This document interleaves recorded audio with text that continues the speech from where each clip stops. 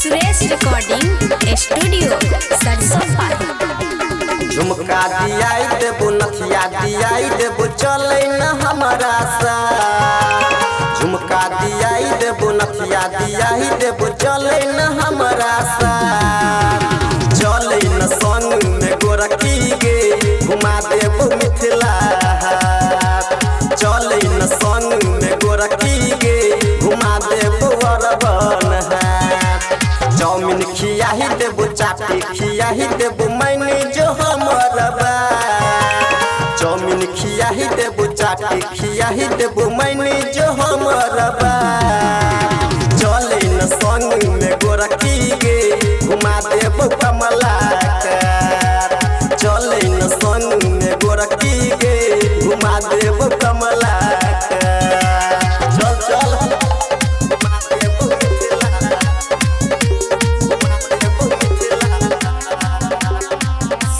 recording studio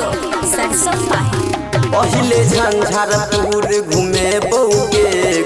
बौ अररिया गाम स्वर्गो सँ सुंदर छै गे अपन ई मिथिला धाम पहले झंझारपुर घूमे बौ अररिया गाम स्वर्गो सँ सुंदर छै गे अपन ई मिथिला धाम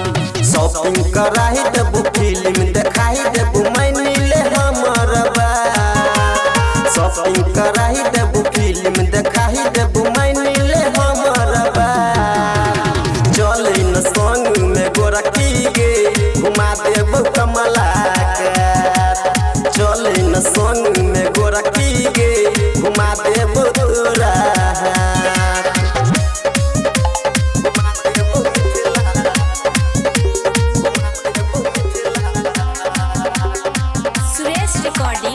स्टूडियो सरसों चल तोरा कुशेश्वर घूमेबो कपलेश्वर धाम तब तोरा घूमेबो गे गोरखी दीपू दीवाना के गाम पहले तोरा कुशेश्वर घूमेबो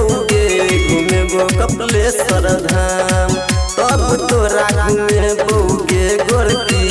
दीपू दीवाना के गाम कहबा चलाई देबो घरे पहुँचाई देबो मैनी ले हमर कहबा चलाई देबो घरे पहुँचाई देबो मैनी ले हमर चले न संग में गोरखी गे घुमा देबो मिथिला चले न संग में गोरखी